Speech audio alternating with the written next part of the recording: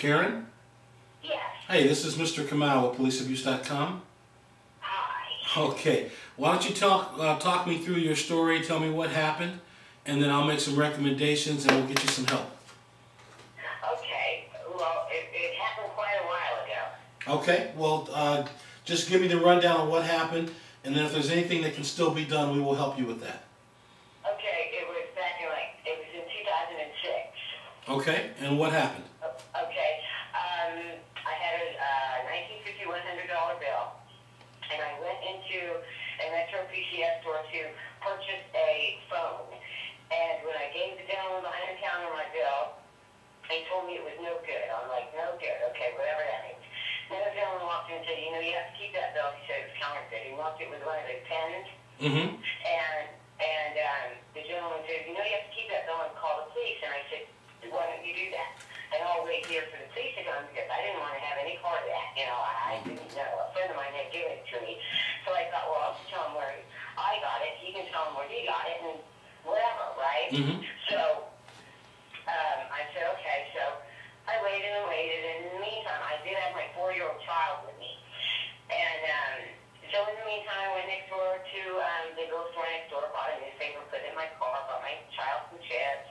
They still didn't come. So then he asked me to the restroom, so I went back into the store next door. When he used the restroom, we came out, the police were there. So I walked into the store, the Metro PCS store, and the police like, where's the bill? I said, the gentleman has it here. And because I didn't realize he had given it back. So anyway, I gave it to the police officer.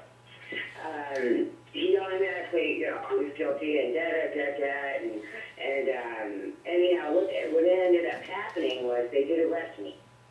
Okay, they handcuffed me. My child was screaming, "Please don't take my mommy!" You know, he's 4 years old.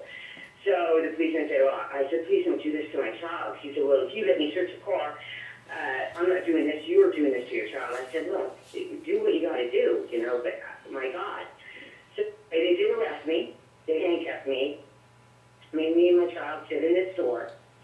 And then as I was sitting there, they had a policeman blocking the door as if I was going to run anywhere, like if I did anything wrong. And the policeman came back into the store and said,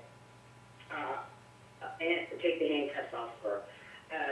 Sometimes his pens don't always work on bills. And so here's my card. There's a Bank of America down the street here. Why don't you go in there and have it looked at? And then it's just not real.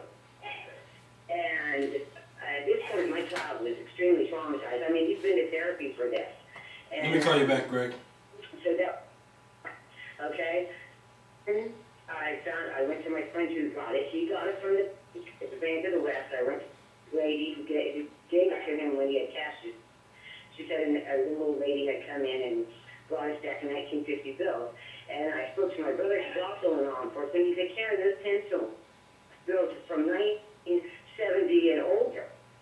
Anyhow, they all didn't have any education on it. So I went to the police station, and my brother said, "You need to do something about this." So I went to the police station and asked for a police report. And I was told, "Sorry, you don't get one because you're a suspect in the case." That's a victim case. I was arrested for no reason. So, nevertheless, later, back to the store because they gave me a phone number that was long distance, so I asked them to give me a phone number that was updated, and the police again were called, and some gentleman went into the store. Again, my 4-year-old was with me. I hadn't had a nap. He was throwing a fit. I had 2 people with me at the time. I asked them to take him to the car. Next thing I know, I had left my keys in the store when I went to go leave, and I said to my friend, "Will you please go get my inside the store there?" At this point, I was throwing a little tantrum. So, nevertheless, he went back into the store. There was a gentleman that was standing outside of the store and frantically talking on the phone. And so I saw my friend stop and say something to him, and he said, "Karen, you're not going to believe this. You beat Mason in the head." Like, what? So what it was, on the phone to the Fairfield Police once again, and so I called my brother. My brother said, "You don't need to stay there, Karen. You need to just leave, and when you get to the spot, to call the Fairfield Police, tell them that, that where you're at, and they can come look at Mason and see that he has no marks on him. Okay, let me just stop you there. Is this the Fairfield, California Police Department? Correct. Okay, well, couple of things. We have other complaints. I've got 4 other complaints in the same department. So You have 4 other complaints? Yeah. I have 4 other complaints on Fairfield. Let me stop you there because I have a couple things I want to approach you with and then see what we can do about this. All right. Sure. So they accused you. They actually arrested you and then released you? Correct. Okay, because they had made a mistake and the money was good. Right. Correct. Okay. And did they take you back where you were arrested? They drove you back to where they arrested you and where your car was? Oh, no. My car was parked right in front of the store there. Okay. Yeah. All right. Yeah. I mean, they handcuffed me, made me stay there, blah, blah, blah, until another officer came and must have said to the officer that had handcuffed me and made the big scene and everything and traumatized my child. He must have said that pens don't work on 1970 and earlier. Okay, You know, so let me back up. $100 bill. Okay, so you actually were not transported to the police station. They just arrested you on the spot and then released you. Right. Okay, Right. got it. I got it. Okay, now this other part of the story where they say that you abused your child, are they saying that you abused him at the scene or somewhere else? Where did they say you?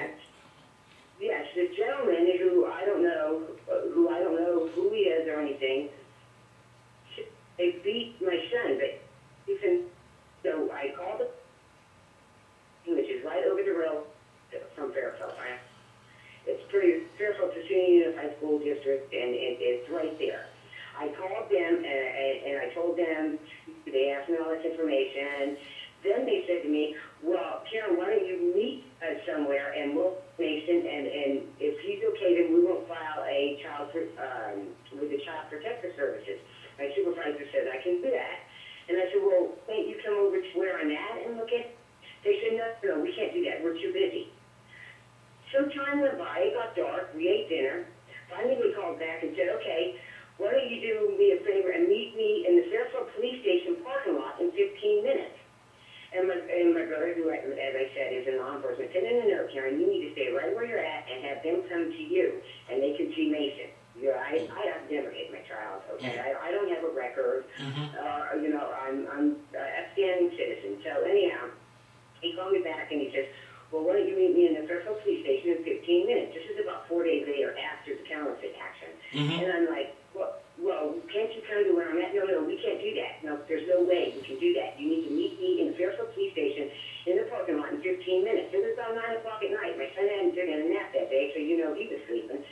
And I said, I can't do that, And they said, well, they finally got the police officer who I was speaking to on the telephone about very frustrated and said, forget it, Dan, just forget it. And hung up on me, and that was the end of that. It was strange. Now, at the time, you were calling them or they were calling you, and what were you trying to get done?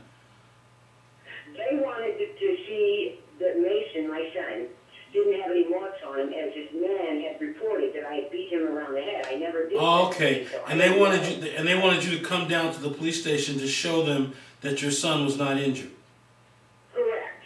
Okay. And your brother, who's law enforcement, told you not to do that, and you refused. Right. He said, Karen, they need to come to where you're at, Well, he was your brother. Your brother was absolutely right. Now, was there anything more that happened to you after this?